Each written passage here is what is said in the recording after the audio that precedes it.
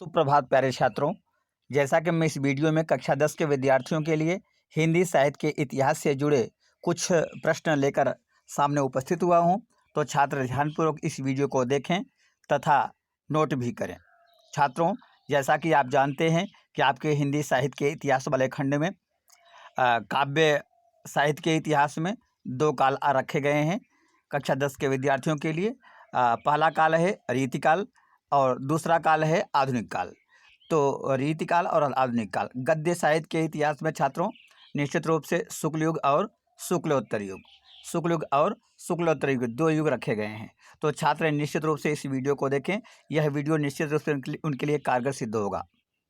तो छात्रों, आप जानते हैं कि रीतिकाल या आधुनिक काल में भारतीय युग, द्विवेदी युग, प्रगतिवादी युग, प्रयोगवादी युग आदि की प्रमुख प्रवृत्तियां या विशेषताएं पूछी जाती रही हैं।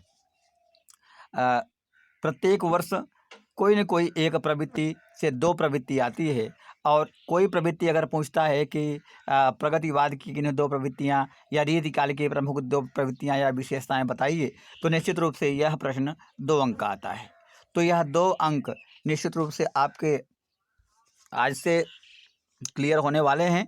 तो छात्र ध्यानपूर्वक इस वीडियो को देखें और इसे नोट भी करें। तो छात्रों, रीतिकाल की प्रमुख प्रवृत्तियों की मैं चर्चा करता हूं। कल मैंने वीडियो में बताया था कि रीतिकाल का समय 1700 से लेकर 1900 तक का समय माना जाता है।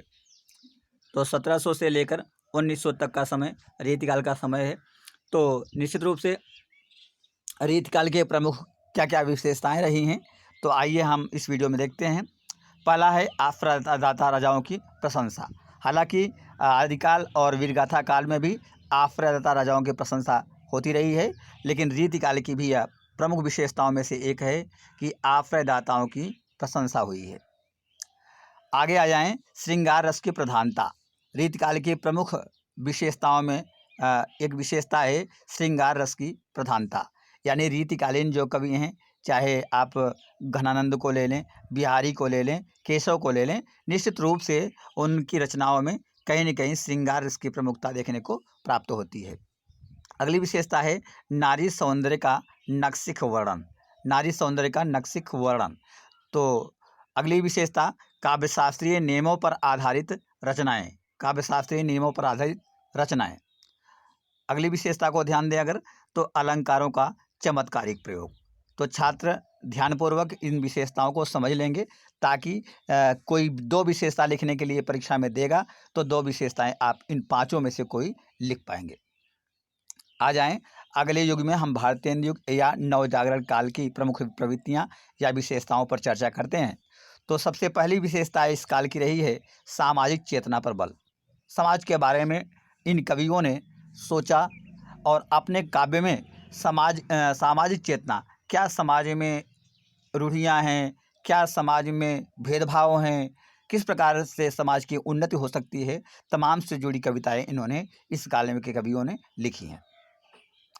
जैसे इस काल में आप जानते हैं तमाम सी रचनाएं ऐसी हुई हैं जो निश्चित रूप से समाज को उन्नति की दिशा में ले जाने का स्तुत्य प्रयास किए हैं। दूसरा है प्रकृति चित्रण। प्रकृति चित्रण यानी भारतीय युग या नवजागरण काल की प्रमुख विशेषताओं में से एक है। तीसरी विशेषता है राष्ट्रीयता की भावना पर बल। राष्ट्रीयता की भावना पर बल। चौथी विशेषता है यथार्थ अभिव्यक्ति पर बल। यथार्थ अभिव्यक्ति पर बल। पांचवी विशेषता है छात्रों खड़ी बोली में सरल अभिव्यक्ति। यानी भारतीय युग से ही खड़ी बोली प्रारंभ हो जाती है, तो निश्चित रूप से खड़ी बोली में सरल अभिव्यक्ति भारतीय युग या नवजागरण काल की प्रमुख विशेषताओं में से एक है। आगे आ जाएं, तो द्विवेदी युग। द्विवेदी युग की प्रमुख प्रवृत्तियां, जो जैसा कि 2019 की बोर्ड परीक्षा में ये प्रश्न पूछा भी गया था, तो हो सकता है कि 2021 में यह प्रश्न पुनः पूछा जाए, इसलिए छात्र ध्यानपूर्वक इस विशेषताओं को, प्रवृत्तियों को जरूर देख लेंगे। तो सबसे पहली प्रवृत्ति है द्विवेदी युग की, कि द्विवेदी युग कहें या इसे स्वच्छंदतावादी युग कहें। क्या कहें छात्रों? स्वच्छंदतावादी युग।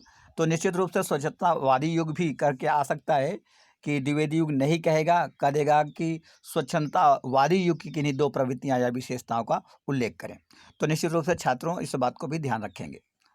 तो स्वच्छंदतावादी या द्विवेदी युग की प्रमुख प्रवृत्तियाँ में से एक है मानवतावादी विचारधारा। दूसरी विशेषता है समाज सुधार की भावना। समाज सुधार की भावना पर भी बल दिया इस काल के कवियों ने। और तीसरी विशेषता है नारी स्वतंत्र। नारी की स्वतंत्रता पर भी बल दिया गया इस काल के कवियों द्वारा। अगली विशेषता है इतिवृत्तात्मकता। इतिवृत्त, कहीं से कोई कथानक लेकर और रचनाएं की गई, तो इतिवृत्तात्मकता भी इस काल की प्रमुख विशेषताओं में से एक है। अगली विशेषता है प्रतीकात्मकता। प्रतीकों का प्रयोग किया गया, यानी बहुतायत प्रतीकों का प्रयोग किया गया कवियों द्वारा अपनी रचनाओं में। तो निश्चित रूप से ये विशेषताएं द्विवेदी युग की। तो मैं छात्रों से आगाह करता हूँ, छात्रों से पूछता हूँ कि अगर उनको यह वीडियो कैसे लगा वो कमेंट करके और रिप्लाई करके ज़रूर बताएं, ताकि मैं अगले वीडियो में आपके लिए कुछ हिंदी साहित्य से जुड़े प्रश्नों को बना पाऊँ और आपको प्रोवाइड कर सकूँ। तो धन्यवाद, सुप्रभात।